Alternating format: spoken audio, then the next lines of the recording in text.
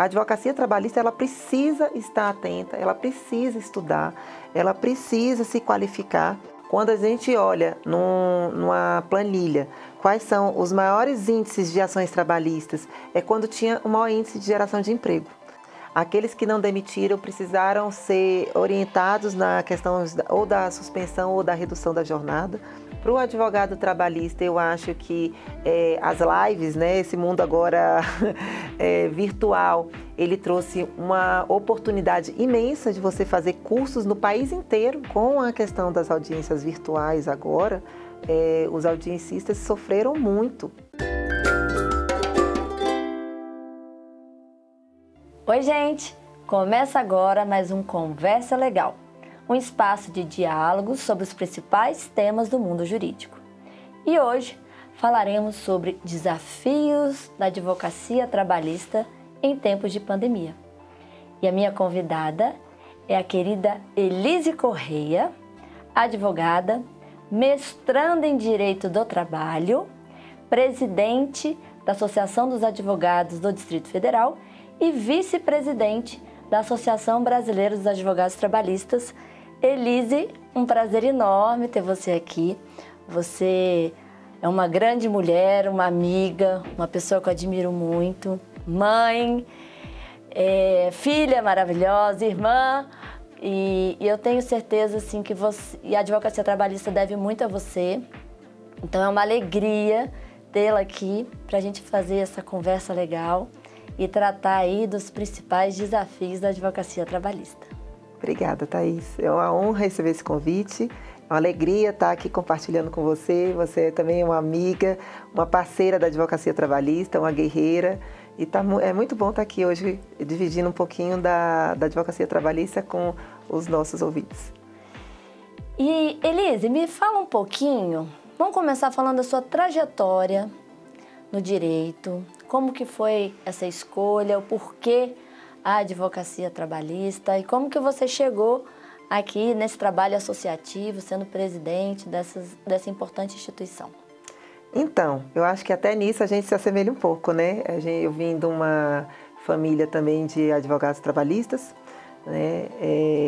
Desde pequena, meu pai já colocava fazer leitura do DJ para tirar extrato no TST, dos andamentos de processo, passava a tarde no TRT lá fazendo, puxando andamentos, e assim veio a paixão aos poucos, né? Fora a questão da função social, do direito do trabalho, que é uma coisa que me chama muito a atenção, né? E assim fui galgando, foi aos pouquinhos mesmo, foi plantando a sementinha desde nova, e essa paixão do direito do trabalho veio crescendo realmente com essa empolgação da família, e aí fui para a faculdade, fiz estágio desde o primeiro semestre, que eu acho que é uma coisa muito importante, e saí, já comecei a atuação, né? E aí recebi o convite para ser vice-presidente já da TDF, pelo nosso querido presidente Carlúcio e pelo presidente Juliano Costa Couto. Eu tive essa honra e aí fui. E junto com isso virei presidente, estou aqui no segundo mandato já. Arrasando, um excelente presidente, amada, querida e competente. Vamos começar aqui no nosso tema. Quais são as principais dificuldades, desafios hoje da advocacia trabalhista? Então, na verdade, o hoje ele se reflete em 2017 com a reforma trabalhista, né? Desde que veio aquela reforma trabalhista em novembro de 2017, a advocacia trabalhista sofreu demais, né? Isso veio a reforma trabalhista, veio a questão da crise econômica no país, né? A falta de geração de emprego, né? E então, assim, quando a gente olha numa planilha quais são os maiores índices de ações trabalhistas, é quando tinha o maior índice de geração de emprego, né? Então, tem geração de emprego, tem advocacia, tem ações trabalhistas. Você não tem emprego, você não tem trabalho. E, então, assim, é uma coisa muito interligada, diretamente interligada à outra. E aí, em 2017, veio um solavanco nos advogados que trabalham com o direito sindical, porque o sindicalismo sofreu um baque grande, né, com a retirada das suas contribuições. Veio também questões que mexeram diretamente nos direitos individuais, né? E isso afetou demais as ações trabalhistas, né? Então, com isso, diretamente houve também a redução de demanda. Agora, eu lembro que na época a advocacia trabalhista ficou bem dividida, né? Assim, eu lembro que tinham advogados a favor, outros contra. Você acha que isso agora já mudou? Mudou bastante. Eu acho que mudou bastante. Poucos ainda defendem a reforma trabalhista e eu até comento assim, eu comento bastante para aqueles poucos defensores que se isso não afetou diretamente ao seu escritório, e todos dizem que sim, que afetou diretamente o escritório.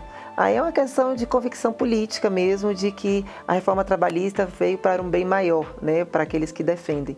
Porque, na verdade, assim, eu lembro que na época, quem era mais a favor da reforma, normalmente os advogados que trabalham mais para empresas e tal, mas na prática houve redução de demanda para todo mundo. Claro, porque se houve redução de ações individuais, você também impacta diretamente aos escritórios que são empresariais, né? Então, realmente, assim, afetou a toda a esfera da advocacia trabalhista, sem exceção.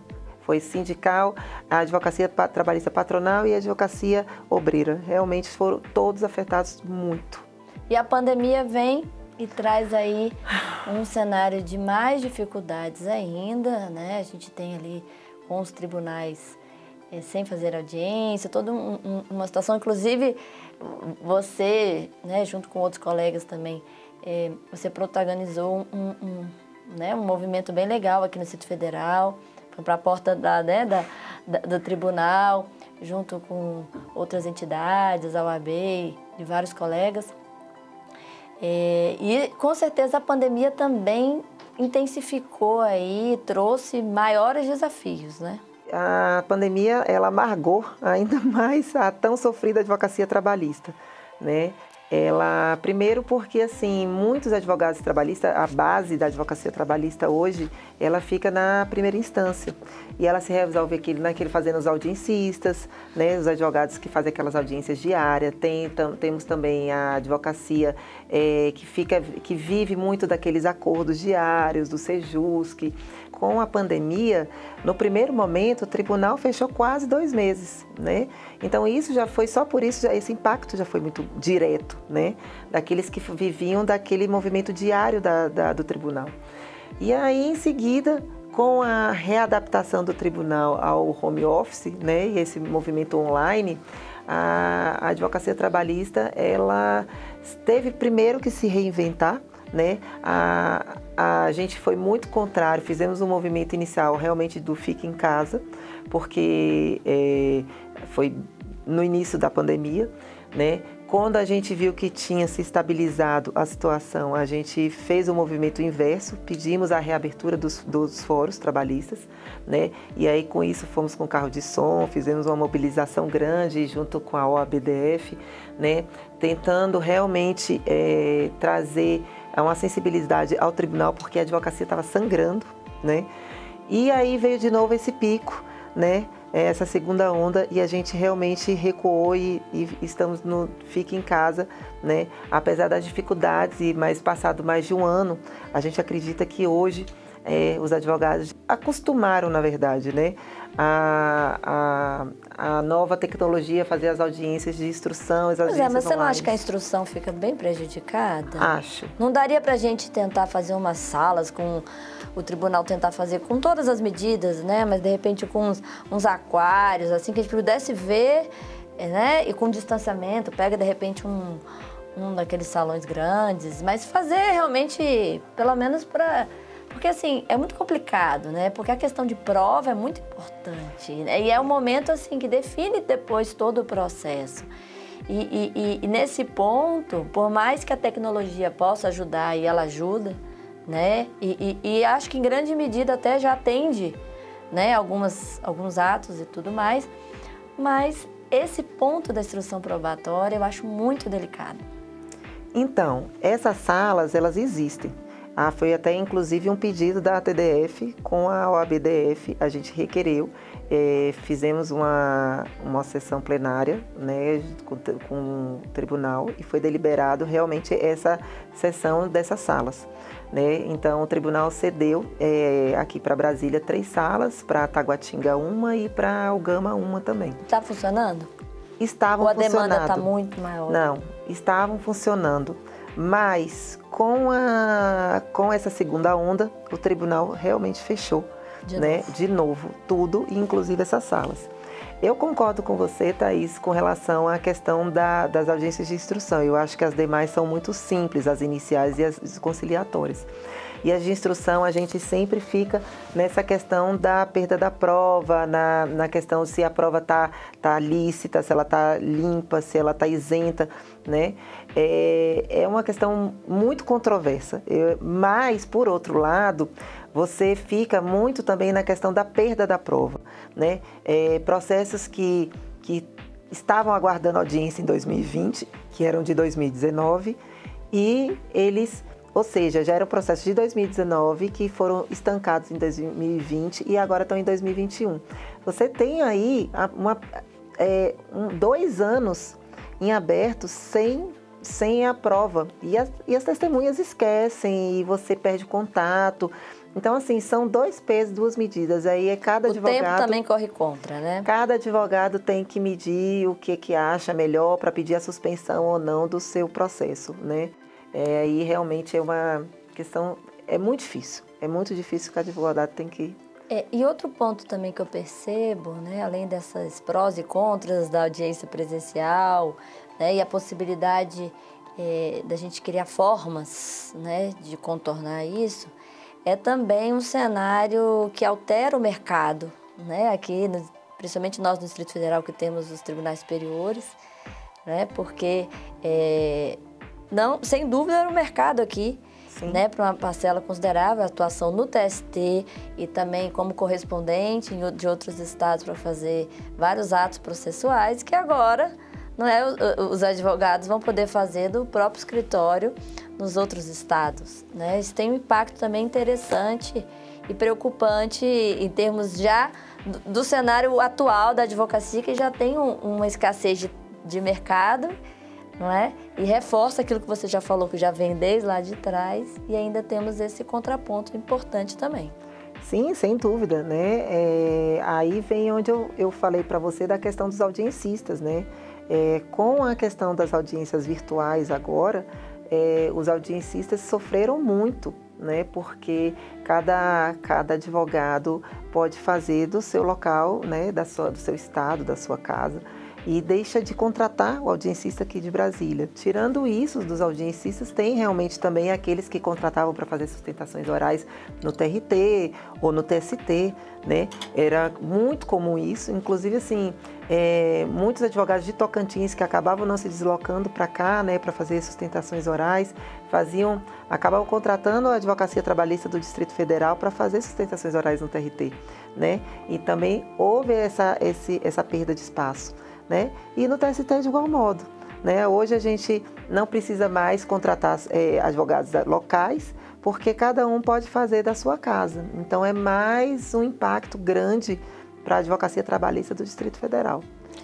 E você como representante, né, de entidades de classe, né, como presidente da Associação dos Advogados Trabalhistas no DF, vice do Nacional, que medida essas entidades, né, também a ordem, institutos, podem contribuir nesse cenário?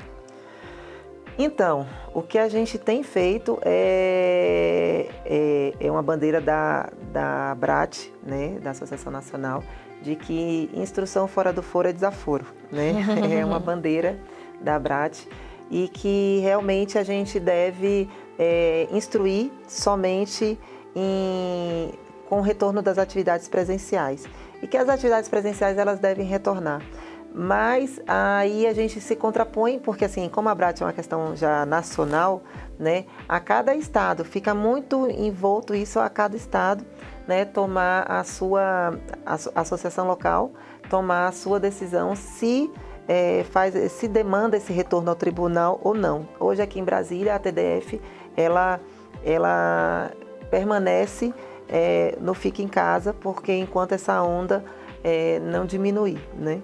Mas o que as entidades nacionais têm feito e as entidades locais é isso, é tentar, enquanto isso, dar maiores estudos, uma qualificação, muitas lives, muitos cursos, né, para o advogado se qualificar mesmo nesse período, né, para tentar.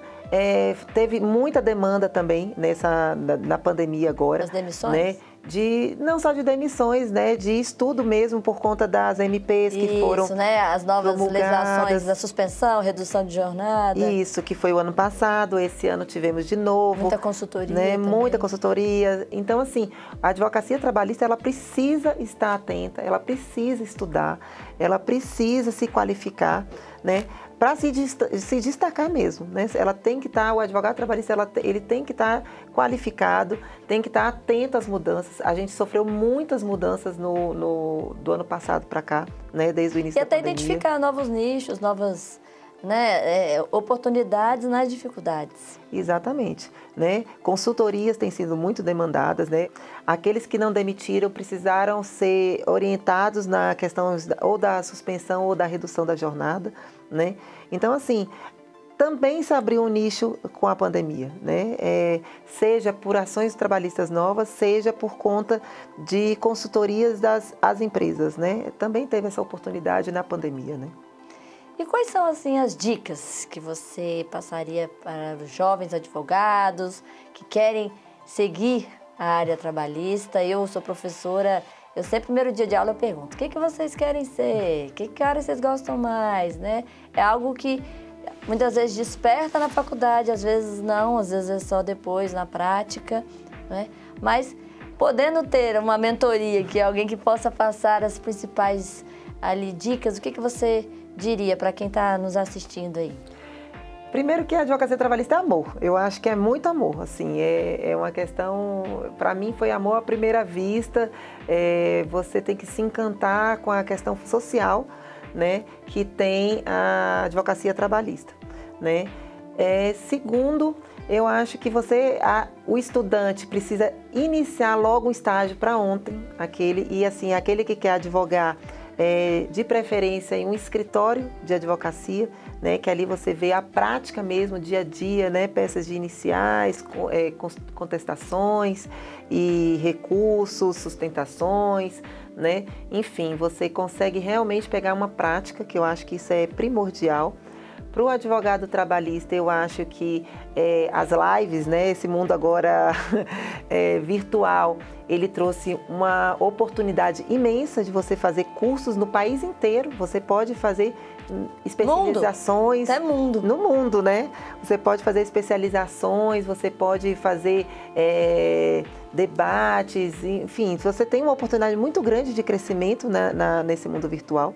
Então, eu acho que qualificar diariamente é essencial, né? Tem muita gente que acha que quando sai da faculdade nunca mais vê um livro, mas aí é que você começa a ler, né? Realmente. Porque a prática que faz instigar, né? Eu falo muito assim, que a gente na faculdade a gente tem a teoria, mas quando chega na prática e mistura aqueles institutos todos, Exatamente. Você identificar ali quais são os institutos jurídicos, depois qual é a estratégia processual que você vai utilizar, que é uma coisa que com o tempo que a gente vai amadurecendo isso, né? É a prática. Por isso que você está indicando aí, né, se possível, estagiar, né, e ter experiências do dia a dia daquela área que você vislumbra. Agora, com certeza, ter essa veia, eu também tenho isso, também atuo no direito previdenciário e, né, também trabalho, essa paixão pela área, né? Isso é muito importante. E tem eu estava vendo esses dias, Elise, que eu achei bem interessante, se você não viu, eu até vou te passar, tem uns estudos, o pessoal da USP, um professor meu até do doutorado, que é Direito do Trabalho 4.0, que eles estão estudando exatamente essas mudanças, o que a modernidade tem feito nas relações de trabalho, né? Então, a própria mudança que tem ocorrido já há alguns anos do trabalho formal pelo informal, substituição dos trabalhadores por máquina, Sim. Depois da prestação de serviço, que era carteira assinada, cada vez mais pejotizado, né? Uberização e todos os... Né? Quais são os reflexos que isso gera no mundo do trabalho, também na tributação e também até na previdência, que aí entra também minha área. E acho que esse ponto também é muito interessante, ver Brasil, mundo, porque esses são fenômenos mundiais, né? Mas são desafios, e no Brasil específico, algo até que eu estava conversando ontem, um ponto delicado é que a gente não está investindo em capacitação, né, na educação para esses jovens, esses novos que estão vindo, não é? Para esses novos empregos do futuro. Né? Então, a gente tem ficado ali com um pedaço da população que perde o emprego por conta dessa modernização da tecnologia e tudo mais, e não consegue ingressar nos novos nichos que surgem porque não tem a formação técnica, né, nesse ponto. Então, eu vejo que temos muitas missões ainda. E essa questão do 4.0, ela é muito interessante, né? Ela é um fenômeno mundial. Eu até falei semana passada sobre políticas públicas de combate à pobreza, e uma delas era exatamente de um piso mínimo, né, para um benefício, na verdade, né, um benefício mínimo para todo cidadão, porque realmente emprego está sendo, com essa automatização, ele está sendo retirado, e vai chegar a um ponto, e aí é escala mundial, não é aqui no Brasil só, de que as máquinas, né, tomarão realmente o espaço do trabalhador. Então, por mais que aquele trabalhador ele se qualifique e que ele esteja apto a mexer com a máquina, não vai ter espaço para todos, né? Então, assim, foram feitas pesquisas e experiências muito interessantes em outros países de manter por 2 anos o piso mínimo para todo mundo, né? Para ver como é que aquilo iria gerar um impacto na vida do trabalhador, né? Então, assim, isso aí é uma conversa... Muito, né? Muito interessante. Tem alguns países até que a opção tem sido jornadas menores. Sim. Né? Então, assim, vão trabalhar menos... Para poder ter mais espaço para o próximo. Para o próximo, né? Para poder não ter esse déficit de trabalho, né? Porque é um fenômeno mundial. O problema do Brasil é porque ele ainda é muito desigual, né? A gente ainda tem bastante coisa para avançar. E ainda bem que temos pessoas como você, que é uma guerreira, que tem aí dedicado muito do seu tempo, que poderia estar em casa com as crianças, lá com o maridão, estudando e também dividindo para o próximo. Então, nosso tempo aqui está acabando. Eu queria agradecer muito a sua presença, dizer que você inspira todos nós, porque você luta por um mundo mais justo, fraterno e solidário. E nós precisamos de mais Elises Correias no mundo. Obrigada, Thaís. Você sabe que o carinho é recíproco, é verdadeira. Você é uma liderança.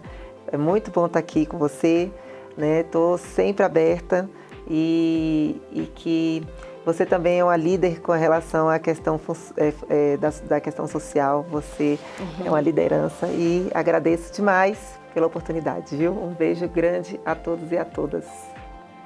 E agradeço a você que esteve aqui conosco nesse diálogo incrível sobre o mundo do direito do trabalho.